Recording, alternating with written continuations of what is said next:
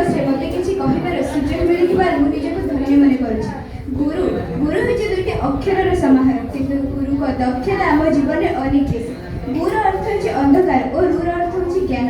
जी अंधार रूपक अज्ञान रुचि आमको ज्ञान प्रदर्शन करिथांती से हेउचंती गुरु। एही दिवसटी आम पूर्वतन राष्ट्रपति डॉक्टर सर्वपल्ली राधाकृष्ण का जन्म दिवस। से थिले जड़े ज्ञानी योगी एवं आदर्श गुरु। तेणु तांकर गुरु प्रति थिबा सम्मान जोगु से तांको जन्म दिवस को गुरु दिवस रूपे पालन करबा पई परामर्श देथिले। से 1909 मसीहारे मद्रास प्रेसिडेंसी कॉलेज अध्यापक होइथिले और से मध्य इंग्लैंड सर्वोच्च उपाधि ऑर्डर ऑफ मेरिट पद पाइबार सौभाग्य अर्जन करथिले।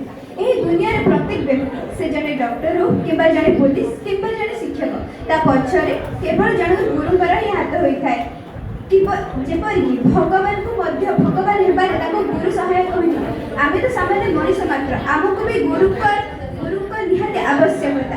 जदि आपण सम्मुखरे केबे गुरु एवं भगवान आसी छेड़ा हुअନ୍ତି तेबे आपण सर्वप्रथम प्रणाम काहाकु करिवे? गुरु को। कारण गुरु हेउछन्ते जने सही व्यक्ति जे कि भगवान अर्थात गोविंद को निकट को जीवार मार्गदर्शन कराइथाନ୍ତି एवं भगवान ही जने गुरु काम जीवन में पठाइथाନ୍ତି जेपरिक से हमको उचित मार्गदर्शन कराइ पारे एवं जेपरि गोटे फूल ता सुगंध बिना अस्तित्वहीन सेहिपरि जने व्यक्ति ता गुरु बिना अस्तित्वहीन। प्रत्येक गुरु इस समाज को सुस्थ समाज निर्माणकारी रूपे कार्य करिथाନ୍ତି। मु से महान गुरु का विषय कौन कहबी जेते कहिले मध्य ए दुनिया सब शब्द रंगा गरिछ पड़े।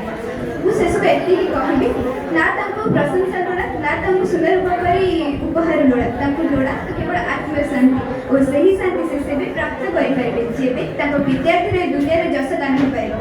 कथार मध्य अछि गुरु आम ब्रह्मा गुरु आम विष्णु गुरु ही आम महेश्वर। सही गुरु का पूजा रे जगत अटे सारा। मैं कहबा वक्तव्य शेष